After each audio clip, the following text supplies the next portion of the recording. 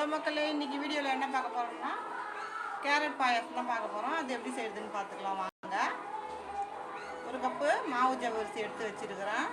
அதை போட்டு 2 தடவை வாஷ் பண்ணிவிட்டு நம்ம வேக வச்சு எடுத்துக்கலாம்.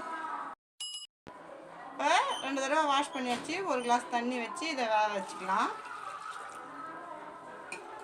நல்லா கிளறி விட்டுக்குங்க.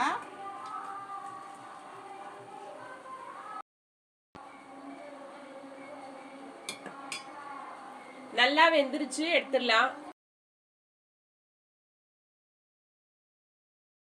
2 ஸ்பூன் நெய் ஊற்றிட்டேன். இப்போ 5-6 முந்திரி இதில் போட்டுக்கலாம். நல்லா இது கோல்டன் ப்ரௌனாக வரட்டும். திராட்சை ஒரு 10 திராட்சை இதில் போட்டுக்கலாம். இதையும் சேர்த்து நல்லா வறுத்துக்கலாம்.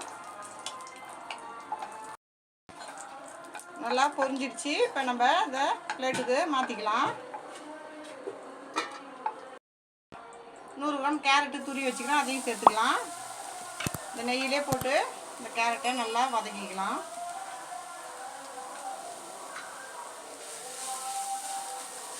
பச்சை வாசனை போகிற வரைக்கும் வதக்கிக்கலாம். நல்லா வதங்கிடுச்சு.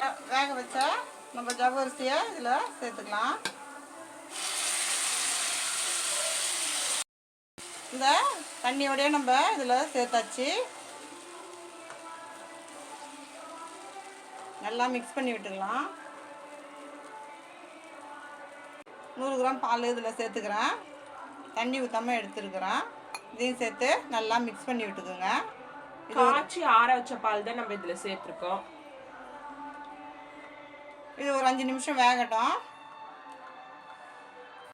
இப்போ இதில் ஏலக்காய் பொடியை இதில் போட்டுக்கலாம். 2 ஏலக்காய் பொடி பண்ணி வச்சுக்கிறேங்க. பாருங்கள், அந்த கேரட்டோட கலர் இதில் ஃப்ளேவர் நல்லா இறங்கி இருக்குது. இப்போ இதில் ஒரு 1.5 கப்பு நம்ம சர்க்கரை இதில் சேர்த்துக்கலாம். நல்லா மிக்ஸ் பண்ணி விடுங்க. இப்போ நல்லா கொதிக்க ஆரம்பிச்சிருச்சு. நம்ம வறுத்து வச்ச முந்திரி திராட்சை இதில் சேர்த்துக்கலாம். நம்மளுடைய கேரட் பாயாசம் சூப்பராக ரெடி ஆகிடுச்சு. பாருங்கள். இப்போ இதை ஒரு கிண்ணத்துக்கு மாற்றிக்கிறேன் நான். நம்மளுடைய கேரட் பாயாசம் சூப்பராக ரெடி ஆகிடுச்சு. இந்த வீடியோ பிடிச்சிருந்ததுன்னா லைக் பண்ணுங்கள், ஷேர் பண்ணுங்கள், கமெண்ட் பண்ணுங்கள். மறக்காமல் நம்ம சேனலை சப்ஸ்கிரைப் பண்ணிவிட்டு பக்கத்தில் இருக்க பெல் ஐக்கான் கிளிக் பண்ணி ஆல்னு கொடுத்துருங்க. தேங்க்ஸ் ஃபார் வாட்சிங்.